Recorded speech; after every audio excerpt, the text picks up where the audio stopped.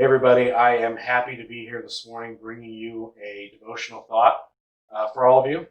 And this is not necessarily an Advent devotional. This is something that just kind of struck me this morning as um, I think during this time of our lives, this is a good message to remember, a good thing that kind of holds a lot of purpose and really can mean a lot to a lot of people here. This is a story from Jesus' ministry, and it's one of his healing stories. And this is found in the book of Mark, chapter 9. And the whole passage comes from verses 14 through 29. I'm not going to read you the whole thing. I'm going to kind of paraphrase here. And I'll pull out the specific verses I want to talk about, and we'll talk about those. But the whole story here is that a man comes and visits where Jesus had been staying. Jesus was off at the time speaking elsewhere. And as he comes back, there's this huge crowd gathered around where he was staying. And he comes up and he says, "Why are all these people here?" And man comes forward and says, "I brought you my son. My son is demon possessed." He goes on to describe what we would know as a seizure. He says he locks up, he shakes, he foams at the mouth, he grinds his teeth. They can't control him. He can't see or hear. It's a seizure. And he tells him, "My son has had this for a long time, and I brought him here to your disciples to have him healed while you were away, and the disciples couldn't do anything."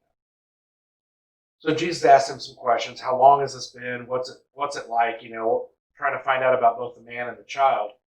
And as the man's describing it to him, he gets to the end of it, and he uses this phrase. And this is from verse 22, the end of 22, and then Jesus' response in 23. I really like this, and I wanted to share this with you. Talking about what he does and everything, but at the end of 22, it says, "But if you are able to do anything, have pity on us and help us."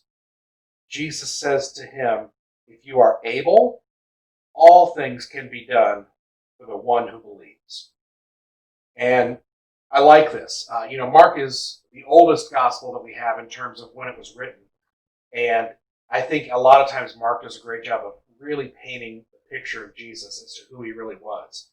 And I like this because we get an incredulous Jesus. We get someone who isn't insulted by this phrase, but he definitely takes note of it. The guy says, "If you're able, if you could, if you have the ability, could you heal my son?" Jesus is like, wait, if I have the ability, all things are able to be done through the power of God. And of course, he goes on to heal the boy, and proclaims the great faith of everything that's going on there. But it's this kind of phrase that struck me this morning as I read through this. I think a lot of times we pray for healing, we pray for relief, we pray for finances, we pray for miracles, and it doesn't always happen. And I think a lot of times it's very important to remember that just because you aren't given what you pray for, it doesn't mean that God is unable. It means there's something bigger in play. Something else fits into God's plan more so than what you have specifically asked for. I think it's important to remember this because things don't always go the way we want. They're not always, if we could write our own story, if we could lay out our own plans, everything would be real hunky-dory for everyone, I think. And just like the man here in this passage, he's almost doubting if Jesus really has the power to do this. We don't ever need to doubt the power of God. God has the power. And it's just so important. When faced with difficult things, when faced with things that we don't understand or we don't like or that doesn't fit into what we want, we have to remember that we can pray and we can ask. We can't doubt the power that God could do it. The point is that, does this fit into your plan? And if it does, Lord, please, this is what we ask. I liked this story. I liked this bit because this guy seemed so genuine. I think a lot of people probably came to Jesus and either one, completely didn't believe anything he had to say, or two, were almost sycophantic in the way that they worshiped him, that they were there for what it could do to benefit them. Maybe if I go follow Jesus, I'll get something out of it. Now, of course, I don't say that to the disciples. I think of the crowds that followed him, that a lot of them probably had their own self-interest at heart.